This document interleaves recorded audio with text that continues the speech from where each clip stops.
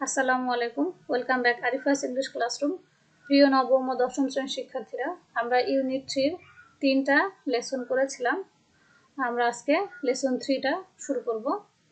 এই বিষয়টা আমাদের এখানে ছিল যে বিভিন্ন পরিসংখ্যান অনুযায়ী কিভাবে একজন মানুষের পাস টাইম মানে অবসর বিনোদনের পরিবর্তন হয় সেই বিষয়টা নিয়ে তোমাদের এই ফুল প্যাসেজটা আছে।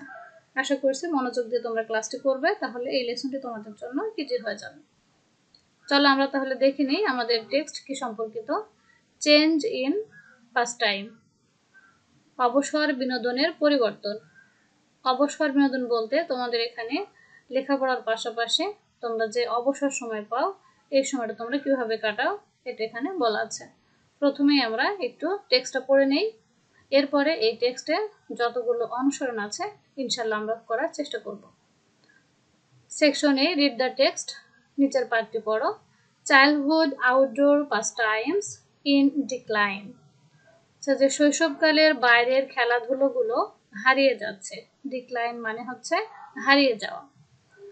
Traditional childhood pastimes of climbing trees and playing concourse are in decline, according to a survey by the RSPB, Royal Society for the Protection of Birds.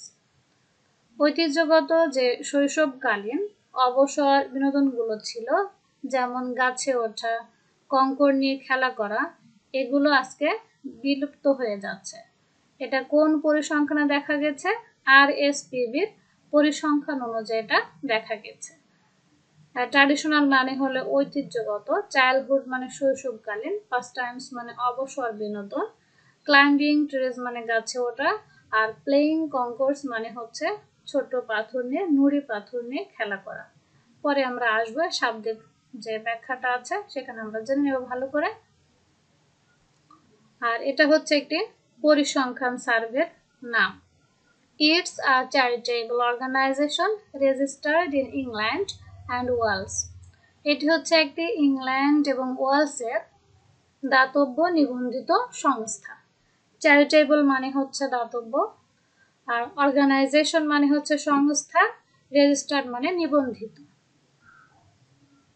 The survey shows that people under 34 recall far fewer such childhood outdoor experiences than people over 55, according to a survey by RSPB. এই RSPBর পরিসংখ্যান অনুযায়ী দেখা যাচ্ছে যে 34 বছরের বয়সী লোকেরা 55 বছরের বয়সের বেশি লোকদের তুলনায় খুব কম সংখ্যক এই শৈশবকালীন বাইরের খেলাটা মনে রাখতে পারে বা তাদের মনে আছে। পিপুল ওয়ার আস্কড, জনগণকে জিজ্ঞাসা করা হয়েছিল, which of the 12 childhood outdoor experiences they could remember. যে 12টি শৈশবকালীন খেলা আছে তার মধ্যে তারা কয়েকটি স্মরণ করতে পারে, এটি জিজ্ঞেস করা হয়েছিল। The answer included making dance, daisy chains, climbing trees, playing concourse and feeding birds. আর এই উত্তরের মধ্যে সংযুক্ত ছিল ডেন্স মানে হচ্ছে খেলাঘর, বাচ্চারা যে খেলার জন্য ঘর তৈরি করে সেটি। ডেইজি চেইনস মানে ফুলের মতো, মানে একের পর এক যে ছবিতে যে দেখা যাচ্ছে চেইন করে খেলা, মানে শিকলের মতো খেলা। আর ক্লাইম্বিং ট্রিজ মানে আগেই তো বলেছি গাছে ওঠা, প্লেইং কঙ্কোর্স কঙ্কর নিয়ে খেলা করা, ফিডিং বার্ডস মানে হচ্ছে পাখিকে খাওয়ানো। 4 out of 5 boys climbed trees and the same number of girls made daisy chains. 5 জন বালকের মধ্যে 4 জনই গাছে উঠতে পারে এবং সেম সংখ্যক মেয়েরাও ডেইজি চেইনের খেলাটা খেলতে পারে। But the survey showed the numbers declining among the newer generations. কিন্তু এই পরিসংখ্যানটি দেখাচ্ছে যে নতুন প্রজন্মের ভিতরে এই সংখ্যাটা প্রায় বিলুপ্ত হয়ে গেছে। জেনারেশনস মানে হচ্ছে প্রজন্ম। Some 15% more of those aged over 55 had these outdoor experiences in their childhood. বলা হচ্ছে যে 15% বেশি মানুষের তাদের শৈশবকালীন বাইরের খেলাধুলাটা মনে আছে। 15%, মানে 55 বছরের বেশি লোকেরা, যাদের বয়সটা 55 বছরের উপরে, কাদের সাথে তুলনা করা হয়েছে? Compared with those between 15 to 34 years old, 15 থেকে 34 বছর বয়সী মানুষের সাথে এই সার্ভেটা করে দেখা গিয়েছে যে তাদের 15% বেশি মনে আছে। কাদের? যাদের বয়স 55 বছর তাদের। Some 92% of the public is agreed that experiences of nature were still important to children. আর এর ভিতরে 92% জনগণ একমত হয়েছেন যে প্রকৃতির সাথে মিশলে পারে বাচ্চাদের জন্য এটি খুবই একটি গুরুত্বপূর্ণ বিষয়। এগ্রিড মানে একমত হওয়া। আর এটি কিন্তু একটা সার্ভে, হ্যাঁ, সার্ভে মানে পরিসংখ্যান, আর পরিসংখ্যান মানে কিন্তু তুলনা। এই জন্য তোমরা দেখো বিভিন্ন জায়গায় পার্সেন্টেজ দেখতে পাচ্ছ। আর আমি খুব ইজি এবং থেমে থেমে পড়ছি, কারণ অনেকে কমেন্টস করেছো যে আমি নাকি দ্রুত পড়লে তোমাদের বুঝতে অসুবিধা হয়, তাই প্রতিটা স্পেস দিয়ে একটু থেমে থেমে তোমাদের বোঝানোর চেষ্টা করছি, যাতে তোমরা আরো সহজে বুঝতে পারো। And 82% agreed that school should play a role in providing them to all children. এবং 82% মানুষ মনে করে যে বিদ্যালয় এই ক্ষেত্রে গুরুত্বপূর্ণ ভূমিকা পালন করতে পারে। তাহলে আমরা এটা দুটো মত দেখলাম। একটা হচ্ছে 92% মানুষ মনে করে যে প্রকৃতির সাথে মিশলে বাচ্চাদেরকে অনেক উপকার হবে, আর 82% মানুষ মনে করে যে বিদ্যালয় এই ভূমিকাটা পালন করবে। The survey has highlighted the positive impact of contact with nature on a child's education, health, well-being, and social skills. তো এই সার্ভেটা বা পরিসংখ্যানটা জোর প্রদান করেছে, হাইলাইটেড মানে জোর প্রদান করা, কার উপরে? পজিটিভ মানে হাবোধক গুরুত্ব বা প্রভাবের উপরে, যে বাচ্চাদের শিক্ষা, স্বাস্থ্য, ভালো মানুষ হওয়া এবং সামাজিক যে দক্ষতাগুলো আছে সেগুলো বৃদ্ধি করার জন্য প্রকৃতি গুরুত্বপূর্ণ ভূমিকা পালন করে। At the same time, এবং একই সময়ে, there has been a decline in these opportunities, এবং একই সঙ্গে দেখা গিয়েছে যে সেখানে কিন্তু এই সুযোগ সুবিধাগুলো হারিয়ে যাচ্ছে।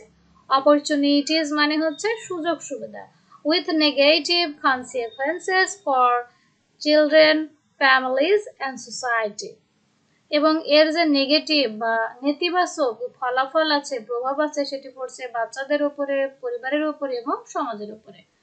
আর condition now known as nature deficit disorder, আর এটাকে এখন এই অবস্থাটাকে বলা হচ্ছে বা এই অবস্থাটা পরিচিত হচ্ছে প্রকৃতির, যে আমরা ডিসঅর্ডার মানে ব্যাধি বা অসুখ বলতে পারি। যে প্রকৃতির সাথে না থেকে আমাদের যে অসুখটা জন্মাচ্ছে, আমরা খিটখিটে মেজাজের হয়ে যাচ্ছে, হিংসাত্মক মনোভাব হচ্ছে, এটাই হচ্ছে প্রকৃতিকে ছেড়ে থাকা বা প্রকৃতি ছেড়ে দূরে থাকার নেগেটিভ ফলাফল। Mike Clark, chief executive of the আরএসপিবির প্রধান নির্বাহী Mike Clark will meet parliament members to urge the government to join other organizations in providing children with first-hand experiences of the natural environment. এখানে mic clerk মানে একজন নির্বাহী অফিসারের কথা বলা হচ্ছে, যে তিনি সরকারের সংসদ সদস্যদের সাথে কথা বলে, তাদের সাথে মিট করে, আলোচনা করে শিশুদেরকে প্রকৃতির সাথে অ্যাডজাস্টমেন্ট করার ব্যাপারে তিনি পদক্ষেপ গ্রহণ করবেন। We believe, আমরা বিশ্বাস করি, this guidance should include the many positive impact to children of having contact with nature and learning outside the classroom. আর আমরা কি বিশ্বাস করছি, যে এই যে নির্দেশনাটা, এটা কিন্তু আমাদের শিশুদেরকে প্রকৃতির সাথে যে কন্টাক্ট মানে তাদের সাথে সম্পর্ক করে, প্রকৃতির সাথে তারা মেলবন্ধন সৃষ্টি করে ক্লাসরুমের বাইরে তারা শিখতে পারবে এবং প্রকৃতির সাথে তাদের একটা ইতিবাচক প্রভাব গড়ে উঠবে। এটা একটা পরিসংখ্যান ছিল। এখন নিচে আমরা দেখব যে আমাদের এখানে অনুসরণী কিছু কাজ আছে। আমি প্রত্যেকটা অনুশীলনী তোমাদের একটা নর্মাল এক্সারসাইজের অ্যান্সারটা দেওয়ার চেষ্টা করেছি, তোমরা একটু চেক করে নিয়ে তোমাদের মতো করে সাজিয়ে নেবে। আর বিতে যদি আমরা দেখি, রিড দ্য ফলোইং ওয়ার্ডস, নিচের শব্দগুলো পড়ো and write their meanings as you understand them from the context. তো সেগুলো তুমি তোমার পাঠ্যে, কনটেক্সট মানে কিন্তু হচ্ছে উপরে যে প্যাসেজটা পড়ে আসলে সেটাকে বোঝাচ্ছে। যেখানে কিছু শব্দ দেওয়া আছে তুমি এগুলো এখন কি করবে, অর্থগুলো বোঝার চেষ্টা করবে এবং টেক্সট বইতে কি অর্থ প্রদান করেছে সেগুলো দেখবে। ইফ ইউ ডোন্ট আন্ডারস্ট্যান্ড, তুমি যদি না বুঝতে পারো, check the words from a dictionary, তখন তুমি এগুলো ডিকশনারি থেকে মিলিয়ে দেখবে বা চেক করবে। সুতরাং আমরা দেখে নেই কনকোর্স। আমরা দেখেছিলাম যে কনকোর্স ওখানে ছিল। কনকোর্স মানে হচ্ছে a children's game played with concourse on strings. এই কনকোর্স মানে হচ্ছে নুড়ি পাথর বা গাছের বীজ দিয়ে ওই সময় খেলা করা হতো। সেটা ছোট্ট একটা গাছের বীজ অথবা ছোট্ট একটা পাথর সুতার মাথায়, স্ট্রিংস সুতার মাথায় বেঁধে ঘোরানো হতো। এটা একটা খেলা বাচ্চাদের, সেটা বোঝানো হচ্ছে। তাহলে কনকোর্স মানে তোমরা সহজে মনে রাখবে যে সুতার মাথায় গাছের বীজ, বিশেষ করে জামের বীজ, তারপরে খেজুরের বীজ, এগুলো বেঁধে ঘোরানো খেলাটাই হচ্ছে কনকোর্স নামে পরিচিত। ডেন্স, ডেন্স মানে হচ্ছে a small room that children make as a part of their game. বাচ্চারা তাদের খেলার অংশ হিসেবে ছোট ছোট ঘর তৈরি করে, এটা হচ্ছে তাদের একটা খেলা। ডিক্লাইন মানে হচ্ছে কন্টিনিউয়াস লস অফ ভ্যালু, মূল্যবান কোনো কিছু দিনের পর দিন শেষ হয়ে যাওয়া, হারিয়ে যাওয়াটাই হচ্ছে ডিক্লাইন। হাইলাইট, হাইলাইট মানে হচ্ছে গুরুত্ব প্রদান করা বা কোনো কিছুর প্রভাব বিস্তার করা। এমফাসাইজ, ইমপ্যাক্ট মানে প্রভাব, ইফেক্ট মানে হচ্ছে প্রভাব। কনসিকুয়েন্স মানে হচ্ছে ফলাফল, রেজাল্ট মানে হচ্ছে ফলাফল। ডিসঅর্ডার, ডিসঅর্ডার মানে ব্যাধি, ডিজিজ মানে ব্যাধি বা অসুখ। আর্জ হচ্ছে টু ডিমান্ড, চাহিদা পূরণ করা বা চাহিদা। আমরা বি সেকশন দেখলাম, এখন আমরা সি সেকশনের অ্যান্সারটা দেখি। Read the following statement taken from the text in A. Text A থেকে এই অংশটি নেওয়া হয়েছে, এই জিনিস এক লাইন দেখতে পাচ্ছ। অ্যান্ড সে, এবং বলো what the subject comparison is. এখানে তুলনীয় বিষয়টা কি? কম্প্যারিজন মানে হচ্ছে তুলনা। Find out the other comparison in the text above, এবং ওপরের পার্ট থেকে বা কম্প্যারিজন কি আছে আর একটা তুলনা, সেটা তোমরা করবে। আমরা যদি দেখিতে নিশ্চয় তোমাদের মনে আছে যে 55 বছরের অধিক মানুষরা 34 বছরের বয়সের মানুষের তুলনায় বাইরের খেলাটাকে বেশি মনে রাখতে পারে। এটা আমরা দেখেছিলাম যে RSPB রিপোর্ট অনুযায়ী সেখানে এটা বলা ছিল। আরেকটি এখানে কম্পারিজন দেওয়া ছিল, চলো আমরা সেই অ্যান্সারটা একটু দেখে নিই। একেবারে দেওয়া আছে নির্দিষ্ট করে। সো আমাদের প্রথম যে কম্পারিজনটা দেওয়া আছে এটা হচ্ছে আমাদের comparison. The other comparison is that, অন্য যে তুলনার বিষয়টি ছিল সেটা কি, some 15% more of those aged over 55 had these outdoor experiences in their childhood compared with those between 15 to 34 years old. তাহলে যে 15 থেকে 34 বছর বয়সী মানুষের মধ্যে তুলনা করে এটা দেখা গিয়েছিল যে 55 বছর বয়সী মানুষদের কিন্তু আসলে বাইরের খেলা সম্পর্কে বেশি মনে থাকে। এখন আমরা ডি সেকশনটা দেখব। ডু ইউ এগ্রি, তুমি কি একমত, দ্যাট যে if children have more contacts with nature, যদি ছাত্রছাত্রীরা বা বাচ্চারা প্রকৃতির সাথে বেশি মেলামেশা করে বা প্রকৃতির সংস্পর্শে আসে, they may have a positive impact on them, তাহলে তাদের ইতিবাচক গুরুত্ব বা তাদের ইতিবাচক দৃষ্টিভঙ্গিটা বেশি হবে। Make a list of the benefits or harms they may have if taken to nature frequently. So frequently মানে প্রায়ই, যদি প্রায়ই তাদেরকে প্রকৃতির সাথে নিয়ে যাওয়া হয় তাহলে তাদের যে বেনিফিটস মানে সুবিধা আছে বা কি কি অসুবিধা হতে পারে এগুলো তুমি লিস্ট করবে। এগুলো জাস্ট লিস্ট আকারে করলেই হবে। আমি জাস্ট একটু তোমাদের দিয়েছি ইয়েস আই এগ্রি, হ্যাঁ আমি এটার সাথে একমত। আ লিস্ট অফ বেনিফিটস, ফার্স্টে আমি যে সুবিধা হবে সেগুলো দিয়েছি, কয়েকটা দিয়েছি, এখানে তোমরা আরো বেশি দিতে পারো। যেমন দেখো, আর nature is the best teacher, nature হচ্ছে সবচেয়ে ভালো শিক্ষক। কেন? যে প্রকৃতি তোমাকে যা শিক্ষা দেবে সেটা কিন্তু তোমার কাছে স্থায়ী হয়ে থাকবে। তারপরে কি হবে, ইট টিচেস দেম হারমোনি, এটা কিন্তু বাচ্চাদেরকে মেল বন্ধন শেখায়। প্রকৃতি কিন্তু মিলেমিশে বাস করা শেখায়। আমরা জানি যে এটার পরে কি হয়, ইট ব্রোডেন্স দেয়ার মাইন্ড, এটি কিন্তু তাদের মনকে আবার কি করে, বড় করে। আরো অনেক সুবিধা আছে, এগুলো তোমরা ব্যাখ্যা করবে।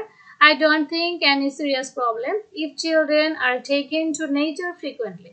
আমি এখানে আমার মতামত দিয়েছি যে আসলে আমি এটা মনে করি না যে প্রকৃতির সাথে মিশলে বাচ্চাদের ওইরকম মারাত্মক কোনো ক্ষতি হতে পারে। তবে হ্যাঁ, but some small problems may have, কিছু সাময়িক সমস্যা হতে পারে।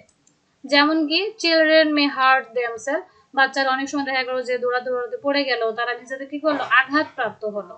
উইল্ড অ্যানিমালস মে বাইট দেম, অনেক সময় দেখা যাচ্ছে যে কীট পতঙ্গ, পোকামাকড়, সাপ তাদের কামড় দিতে পারে।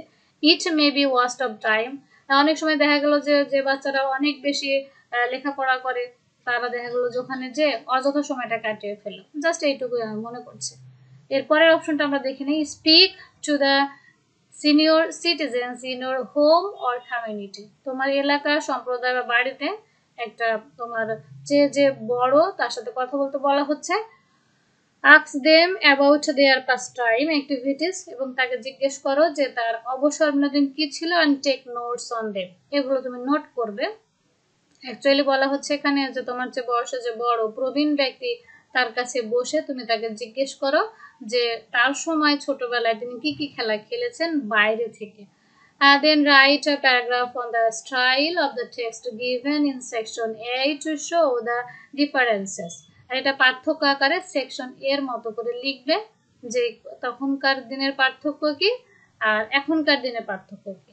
Also mention with these differences have taken place. তো তুমি এখানে কিন্তু উল্লেখ করবে সেই পার্থক্যটা।